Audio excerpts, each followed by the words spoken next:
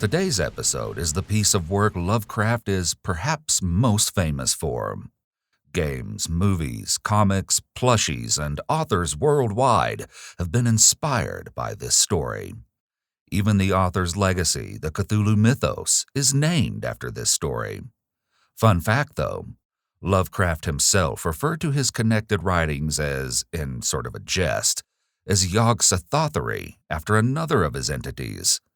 In this first part, we're introduced to our narrator and his initial discoveries of strange dreams, widespread pockets of madness, and a strange bas-relief that will lead him down a rabbit hole of non-Euclidean structures, cults, and living nightmares. This is H.P. Lovecraft's The Call of Cthulhu. Part 1. The Horror in Clay.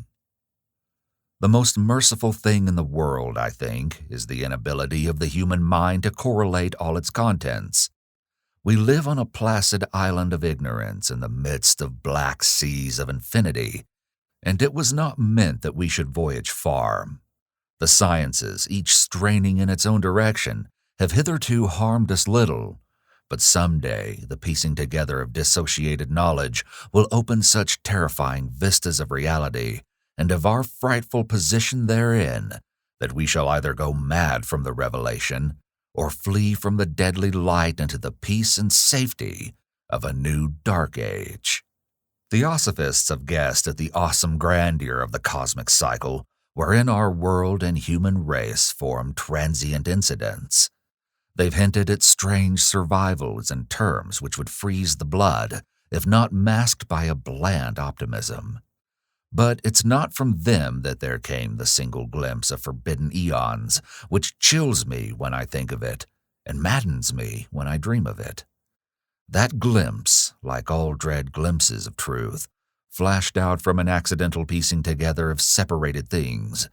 In this case, an old newspaper item in the notes of a dead professor. I hope that no one else will accomplish this piecing out. Certainly, if I live, I shall never knowingly supply a link in so hideous a chain. I think that the professor, too, intended to keep silent regarding the part he knew, and that he would have destroyed his notes had not sudden death seized him.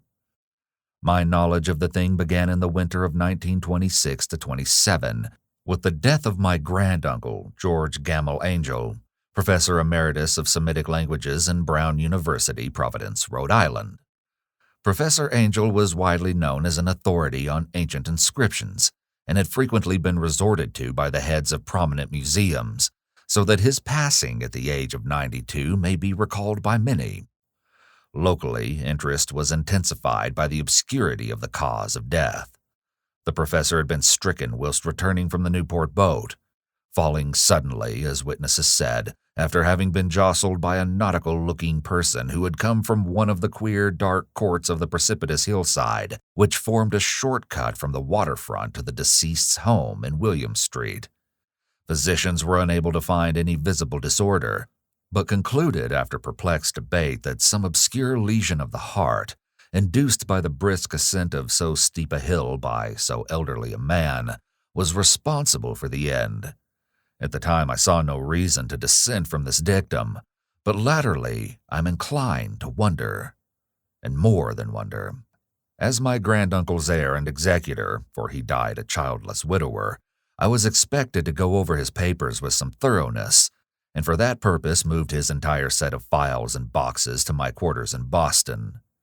Much of the material which I correlated will be later published by the American Archaeological Society, but there was one box which I found exceedingly puzzling, and which I felt much averse from showing to other eyes.